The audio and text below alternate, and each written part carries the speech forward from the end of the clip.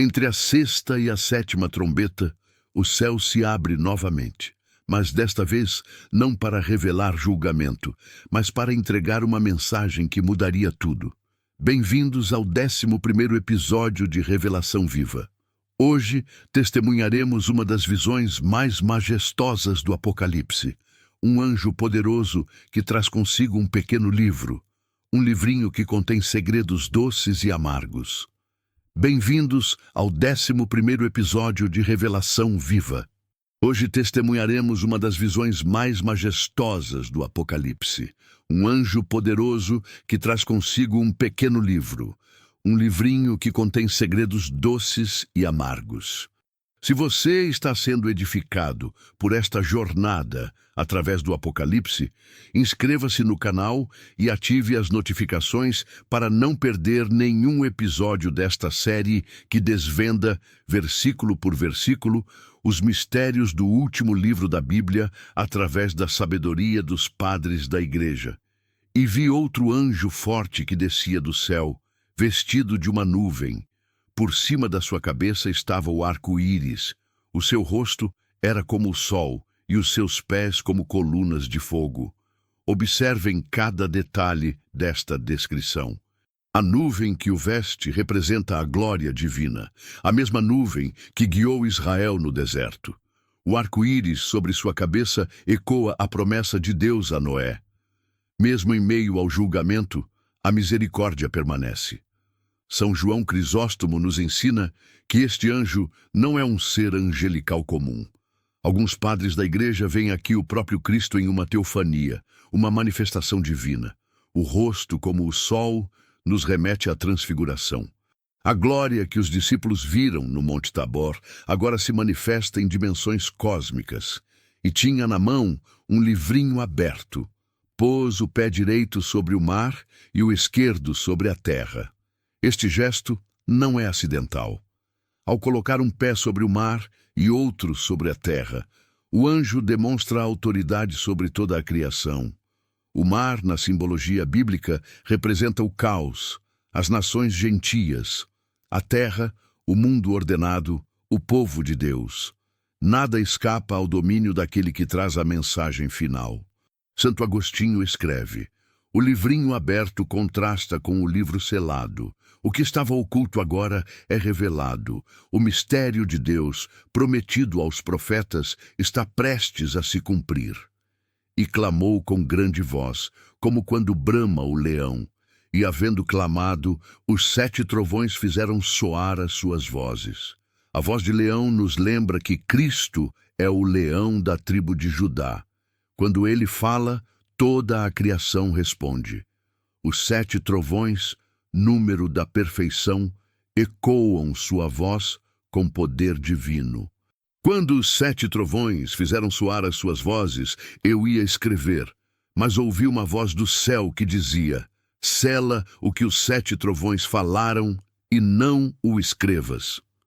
Aqui encontramos um dos grandes mistérios do Apocalipse. João é proibido de registrar o que ouviu. Por quê?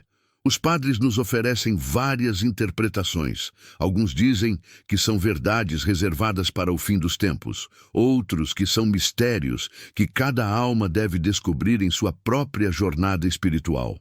O importante é entender, nem tudo nos é revelado de uma vez. Orígenes comenta: há mistérios que transcendem a capacidade humana de compreensão no presente estado. Como Paulo ouviu palavras inefáveis no terceiro céu, João ouve verdades que ainda não podem ser compartilhadas. A revelação divina respeita nossa capacidade de receber. Levantou a mão direita ao céu e jurou por aquele que vive pelos séculos dos séculos, que não haveria mais demora. Não haverá mais demora. No grego, chronos oketi estai. Literalmente, tempo não mais será. Isto não significa o fim do tempo cronológico, mas o fim da espera. A paciência divina, que por séculos aguardou o arrependimento humano, chega ao seu término determinado. São Beda, o Venerável, explica: o tempo da paciência divina tem um limite. Quando a 7ª trombeta soar, o mistério de Deus se cumprirá, como anunciou aos profetas. Este juramento solene, feito com a mão levantada ao céu, ecoa o juramento de Deus a Abraão. Mas agora anuncia não uma promessa, mas seu cumprimento final. A voz que eu do céu tinha ouvido tornou a falar comigo. Vai e toma o livrinho aberto da mão do anjo. João se aproxima do anjo majestoso. A cena é de uma intimidade surpreendente. O vidente do Apocalipse, que testemunhou terrores indizíveis, agora é convidado a uma experiência pessoal e transformadora. Dá-me o livrinho, diz João. Toma-o e come-o. Ele fará amargo o teu ventre, mas na tua boca será doce como mel, responde o anjo. Esta cena ecoa a experiência do profeta Ezequiel, que também comeu um rolo. Mas o que significa este paradoxo? Doce na boca, amargo no ventre. Orígenes nos ensina: a palavra de Deus é doce quando a recebemos, pois traz esperança e promessas. Mas se torna amarga quando compreendemos o peso da responsabilidade de proclamá-la, especialmente quando inclui julgamento e chamado ao arrependimento. São Gregório Magno desenvolve ainda mais esta interpretação.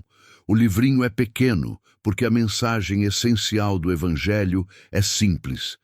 Deus ama, Cristo salva, o Espírito santifica. Mas é justamente esta simplicidade que o torna difícil para o orgulho humano aceitar. A doçura inicial representa o primeiro amor, o entusiasmo da conversão. A amargura posterior não é desilusão, mas maturidade, quando compreendemos que seguir a Cristo significa carregar a cruz. A experiência sensorial completa, gustativa e digestiva, indica que a palavra de Deus não deve ser apenas intelectualmente compreendida, mas totalmente assimilada, tornando-se parte de nosso ser.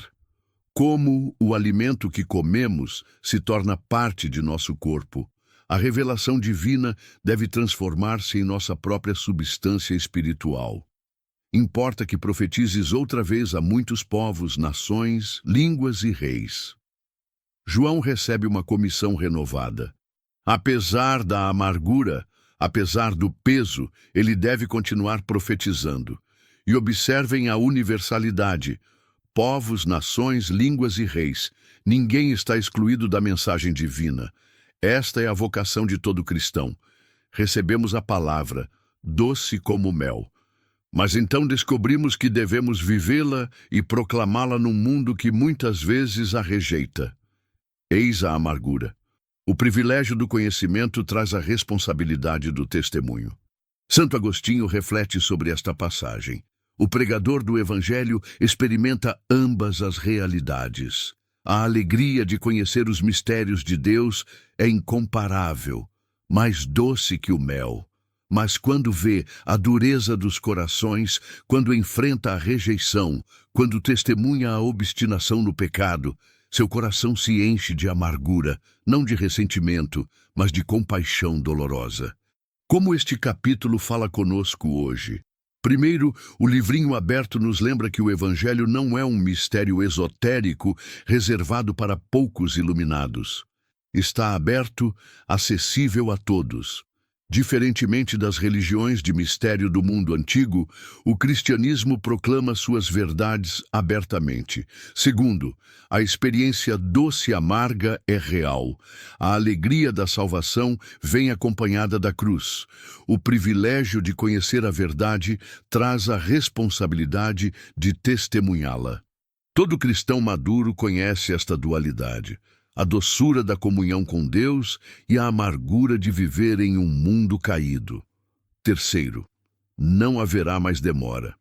Nos lembra da urgência do Evangelho. Não sabemos quanto tempo temos. Cada dia é uma oportunidade que não voltará. A paciência de Deus é grande, mas não infinita. Os padres da Igreja identificam paralelos profundos neste capítulo. O anjo poderoso prefigura Cristo em sua segunda vinda, vestido de nuvem como na ascensão, coroado com o arco-íris da nova aliança, com rosto radiante de divindade e pés de fogo purificador. O livrinho representa o Evangelho em sua essência, pequeno o suficiente para ser compreendido por uma criança, profundo o suficiente para ocupar os maiores teólogos por toda a vida.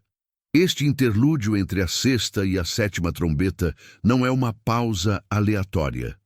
É uma preparação necessária. Antes que o último ai seja anunciado, João e nós com ele precisamos ser fortalecidos. A visão do anjo poderoso nos assegura que, por mais terríveis que sejam os julgamentos, Deus permanece no controle absoluto. No próximo episódio, veremos como esta comissão renovada se desdobra.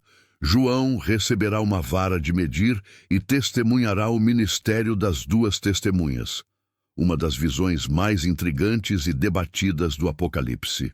O capítulo 10 do Apocalipse nos confronta com uma verdade fundamental. Entre os julgamentos de Deus, sua palavra continua sendo proclamada. O livrinho aberto é um convite e um desafio.